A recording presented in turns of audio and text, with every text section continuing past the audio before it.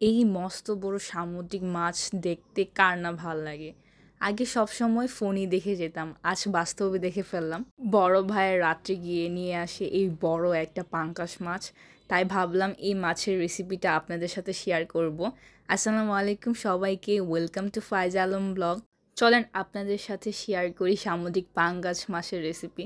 মাশাল্লাহ দিলে এক হাতে কিন্তু পুরা মাছটা ধরা যাচ্ছিল না, 2 হাত ধরে এর পুরাটাকে ক্যারি করতে হচ্ছিল। আর পাঙ্গাস মাছে কিন্তু আঁশ কোনো থাকে না। অ্যান্ড এই মাছটা দেখতে খুবই ভালো লাগতেছিল, মন চাচ্ছিল না যে মাছটা কেটে ফেলি, এবং এই মাছটা থেকে এতগুলো ডিম হয়েছে।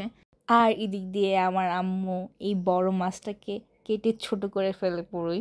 এখানে 7টা মাছের টুকরা নেওয়া হয়েছে। এখন স্বাদ মতো লবণ দিয়ে মাছগুলোকে ভালোভাবে মেখে নেব।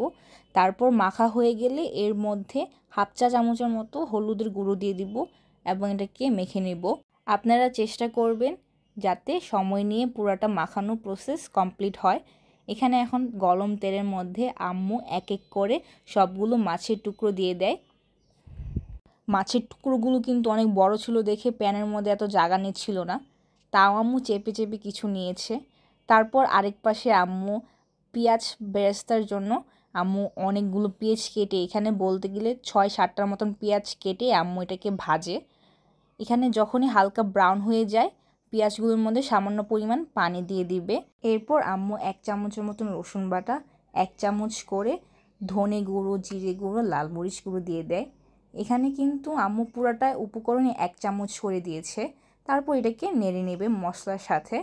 মশলাটা যখনই কষে যাবে তখন এটার মধ্যে হালকা পরিমাণ পানি দিয়ে দিবে। এখানে কিন্তু আম্মু 1/2 কাপের মতো পানি দেয়। তারপর এটাকে কিছুক্ষণ বলকের পর আম্মু ভেজে রাখা যে মাছগুলো ছিল এগুলো সবগুলো দিয়ে দেয়। তারপর কিন্তু এটার কাজই হচ্ছে কিছুক্ষণ ধরে আমরা এটাকে রান্না করব।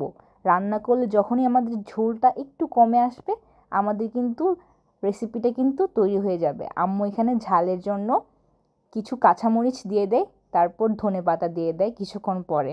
ধনেপাতা কাঁচামরিচ কিন্তু একসাথে দেয় না আম্মু এখানে। আর আম্মু এখানে মিডিয়াম আঁচে পুরাটা রান্না করে নেয়।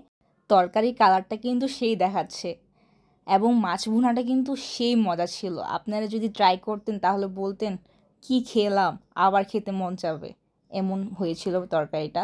অ্যান্ড মাছটা অসাধারণ ছিল, মাছটা বলতে গেলে মুখে এখনও লেগে আছে আমার।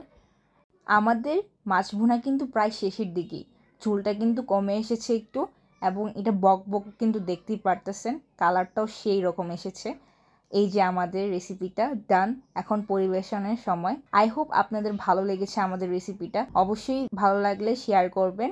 তাহলে আজকে এই পর্যন্তই, আল্লাহ হাফিজ।